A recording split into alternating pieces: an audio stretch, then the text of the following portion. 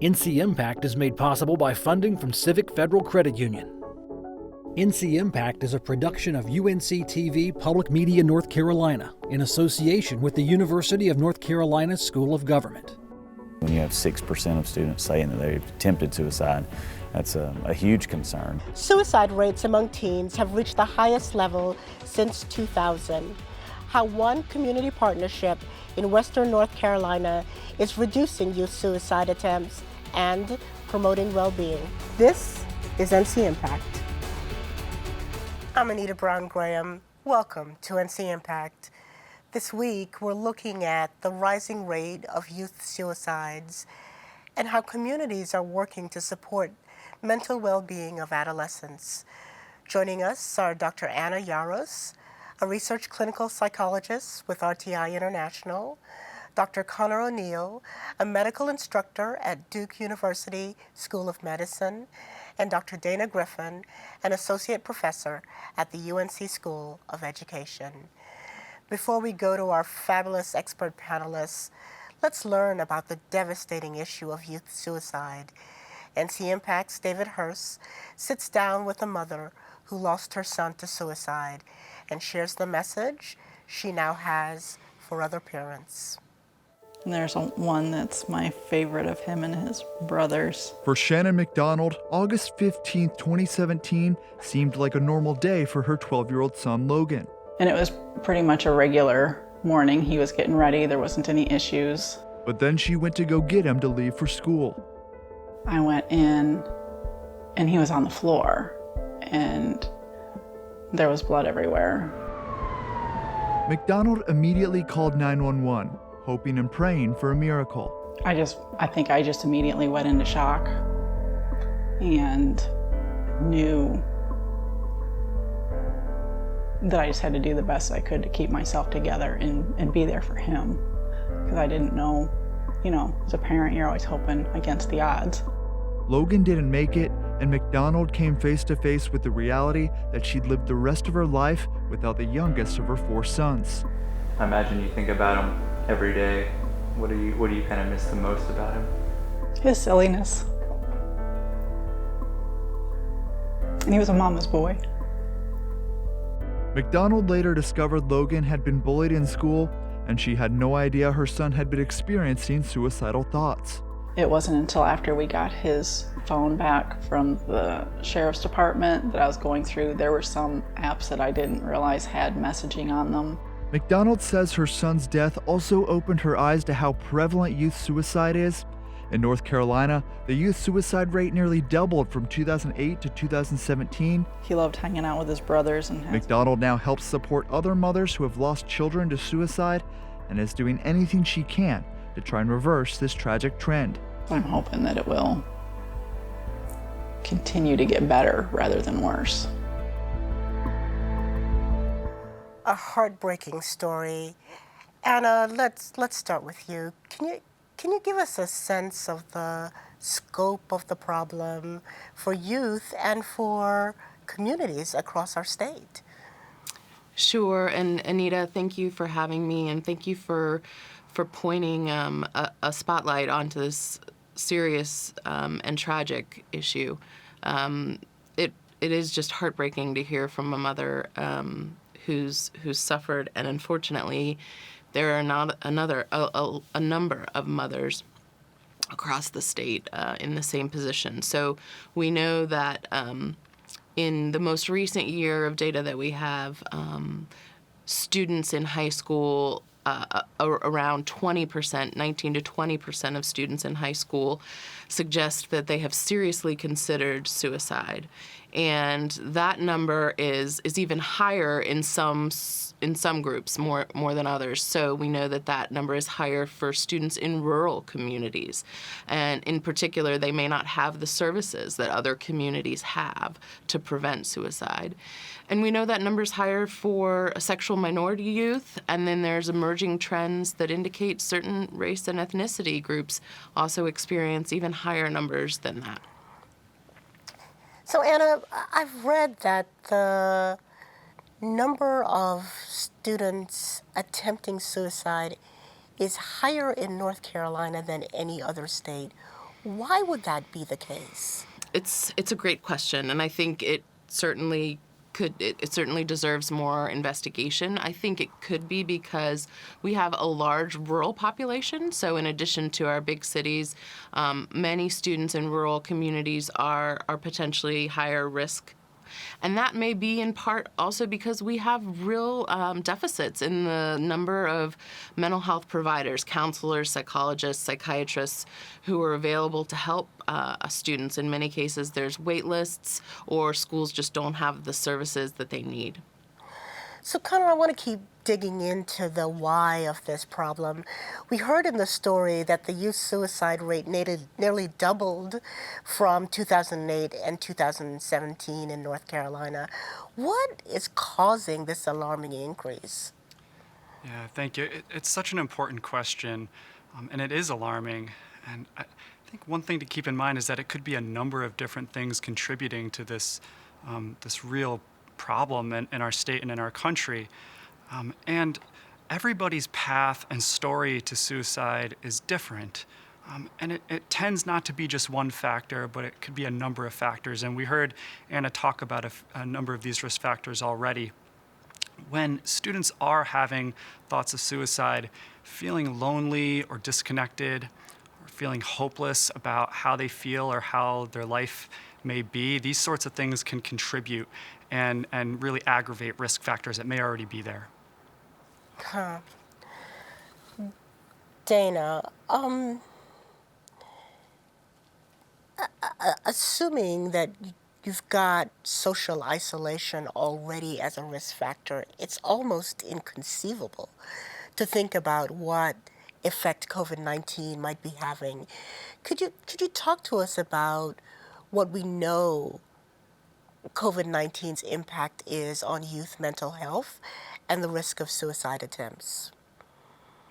Yes. Like you said, the social isolation is something that is amplified now. And, youth are isolated, they're afraid, they are worried, they're stressed. There's no end in sight. And the thing is, their parents are too. And so there's no one available to them to help them with these feelings. And then there's nothing to do because everything's shut down, right? There's no relief. And that's the problem that we are dealing with now with COVID, is that we do have these students who are at higher risk, and then COVID amplifies that.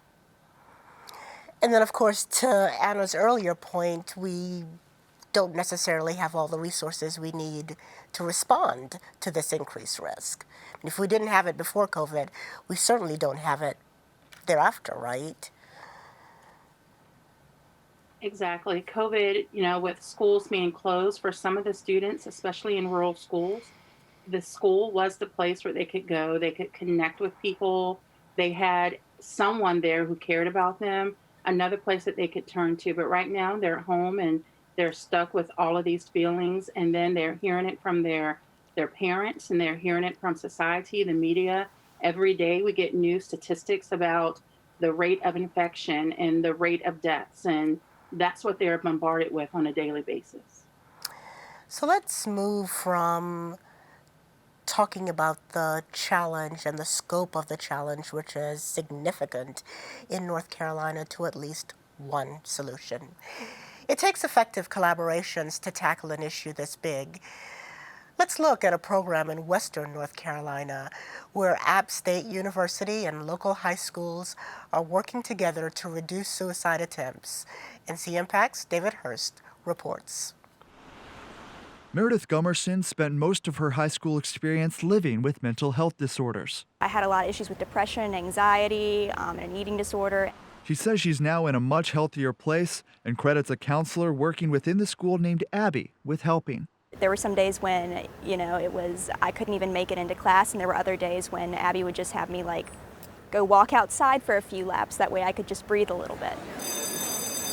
Gummerson received this treatment through a program called the Ask Center. Ask stands for Assessment, Support, and Counseling. The program pairs high school students with doctoral students who, under the supervision of licensed professionals, help the teens work through their mental health issues. Sometimes it was just getting through basic ups and downs of relationships where she was more like a friend, and other times it was developing coping skills for, okay, how do I get through class when I feel like I'm about to die? The idea of the Ask Center originated here at App State.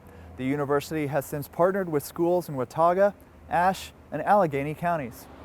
Dr. Kurt Michael is the founder of the Ask Center. The first one began in 2006 at Watauga High School.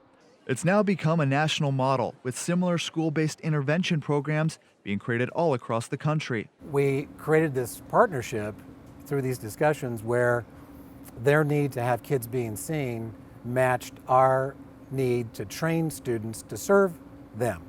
So it was really a marriage of ideas and a marriage of addressing needs that were not being met. The goal of the Ask Center is to lower teen suicide attempts and boost their well-being.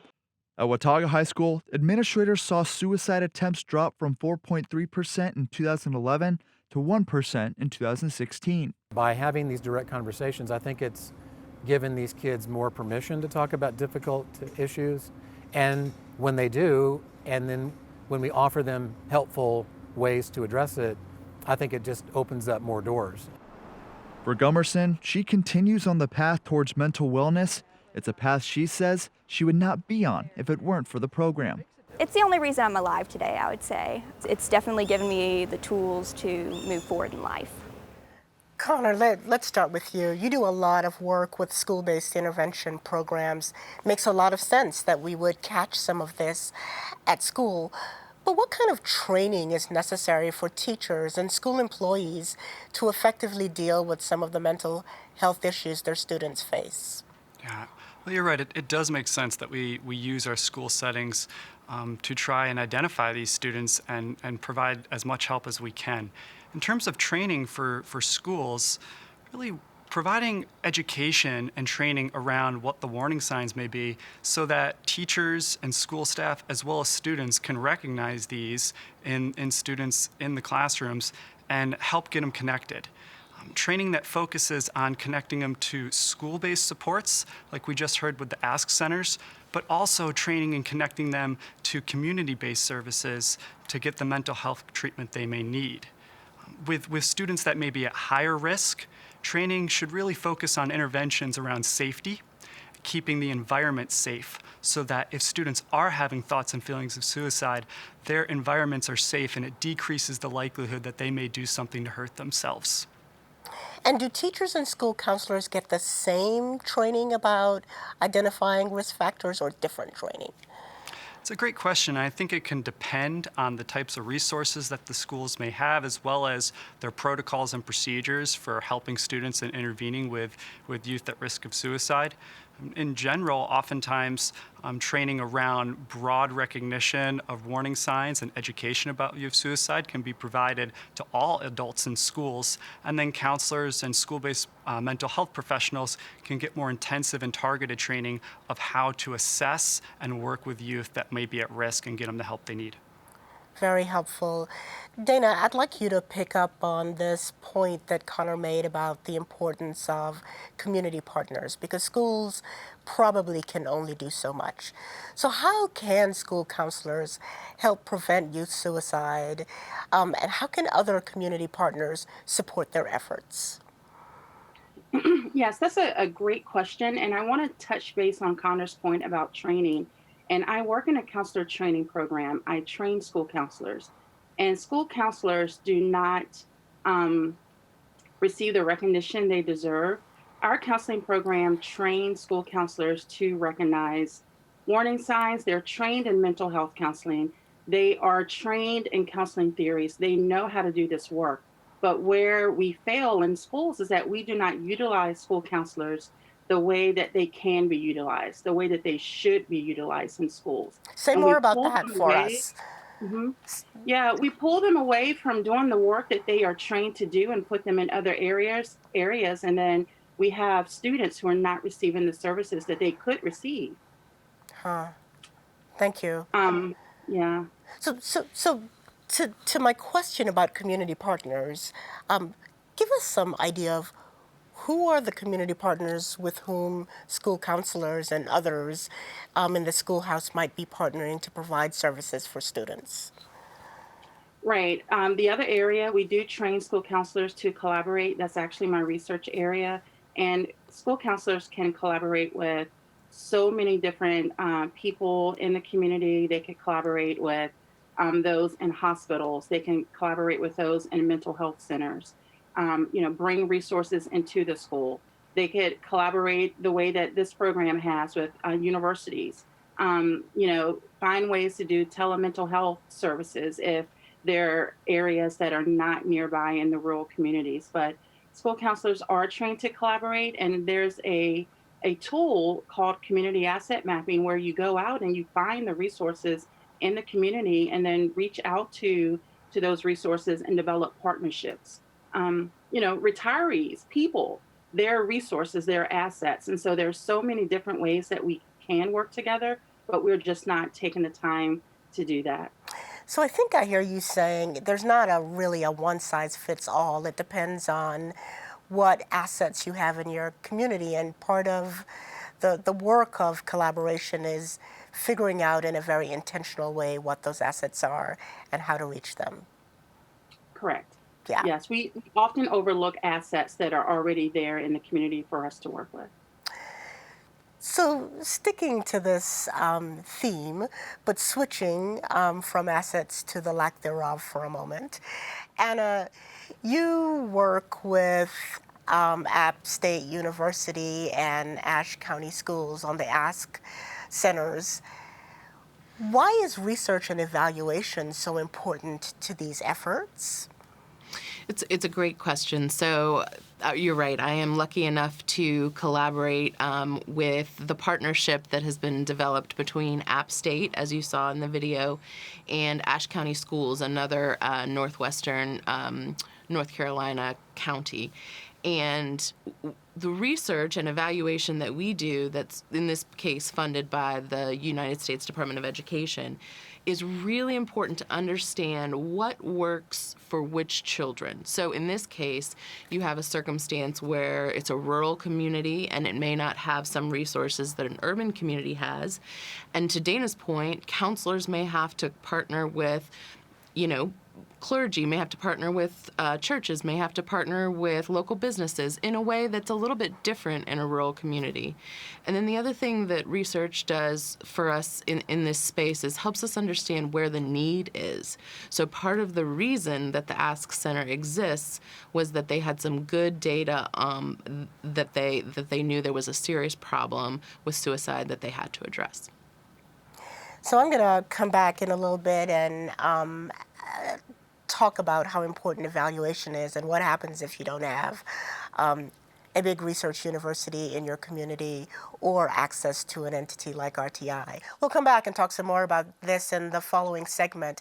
But for now, let's take a look at the next story. There are often barriers to accessing mental health treatment in rural areas. We're going to see how the Ask centers are filling a void in what's sometimes considered to be a mental health care desert. What we're fixing to come up on is our commons area now. For Watauga High School principal Chris Blanton, dealing with mental health seems to get more and more complex every year. As educators, the job is getting more difficult, but that's because the role of being a student and being a child is more difficult right now.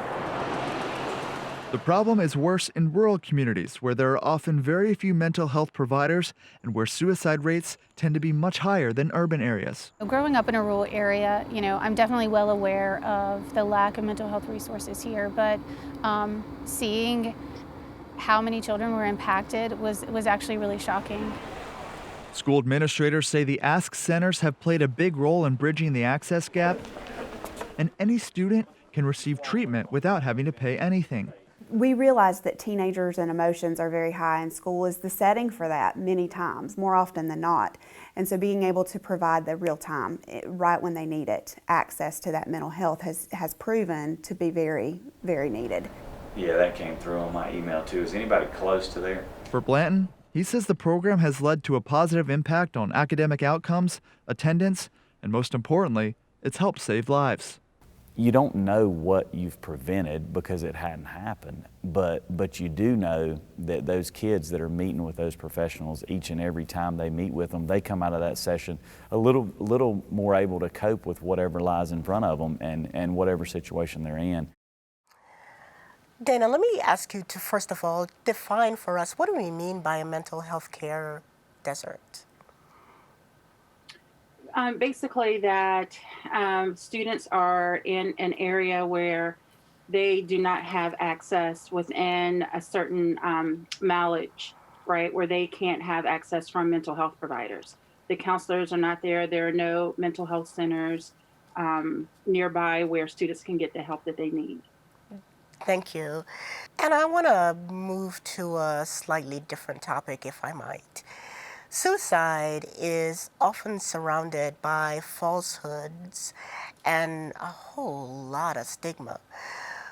What do our viewers need to know about this topic, and how can they effectively talk about it with youth in their lives? What should parents and caregivers do first if they observe thoughts or behavior patterns related to self-harm or suicide?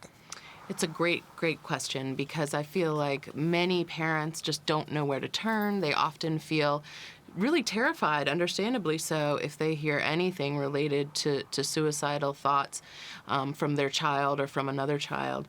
The most important falsehood that I want to dispel is that you actually are not going to increase the likelihood that a child will commit suicide by just asking them about it. Instead, it will help by asking them about it, not only to get it out and the open, but also to make sure that you understand the need for help that child has. So if a child in your life is experiencing or expressing thoughts of ending their life or harming themselves, first and foremost, if it's an emergency, you have to call 911 and be willing to do everything you can to save that life. If a circumstance is less serious than an emergency, there are many hotlines and great resources. So one I would recommend is the National Suicide Prevention Lifeline, also Crisis Text Line, especially for kids who just want to text and not talk to anybody on the phone. You can dial 741-741 on your cell phone. And turning to, as Dana said, community members, and that may be your primary care physician, a trusted adult, your school counselor. As Dana said, they're very, very busy but very underutilized in this space. So make sure you talk to someone until you get the help that you need. Thank you, Anna. Dana, at the top of the program, you talked about the new and significant pressures coming from COVID-19. So I'm going to give this next question to you. Is the current school mental health workforce sufficiently prepared to respond to potential increases in suicidal youth due to COVID-19? That's a great question. And unfortunately, I'm going to say no. And I will say no because COVID-19 is new. This is a new pandemic, and no one was trained to address the needs of anyone in a pandemic. And we are still learning. We're going to have to, do more research around the needs of the students that will be coming back to school whenever that time is. But, our staff was not sufficient. We didn't have enough mental health workers in schools before COVID. And I don't see that changing after COVID. And that's going to be one thing that we need, more mental health workers to meet the needs of these students. Connor, let me ask you this next question. After immediate medical needs are addressed, what resources can you recommend for teens who have already experienced thoughts of self-harm or suicide? So after the immediate medical needs have been addressed, really the shift should focus on keeping that student safe, keeping that teenager safe, and really empowering them on what it is they think they may need. Now that might mean developing coping skills to manage distress during times of need. That may mean developing strategies to regulate their emotions, avoiding triggers for situations that may escalate their emotion to the point of feeling unsafe, and also leveraging the supports we've been discussing today in the community and in their families. most important is to really restrict access to lethal means. So if those thoughts and feelings return, they are in a situation where they won't have access to things that can hurt themselves. Anna, Connor, Dana, I want to thank each of you for being with us to discuss this really troubling public health crisis. And to our viewers, thank you for watching and for engaging. There are solutions available to us, even for our most challenging problems, if we work together. Tell us what your community is doing or how we can help you. Email us at ncimpact@unc.edu or message us on Twitter or Facebook. And you can always join the conversation on Facebook Live.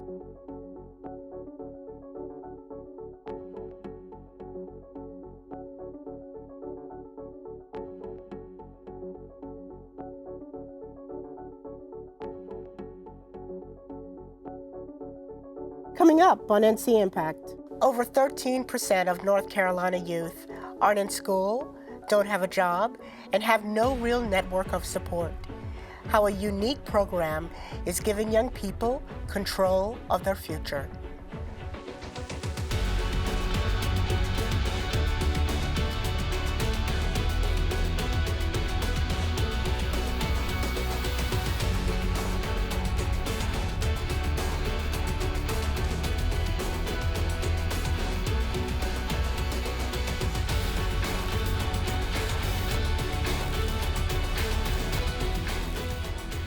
NC Impact is made possible by funding from Civic Federal Credit Union. NC Impact is a production of UNC TV in association with the University of North Carolina School of Government.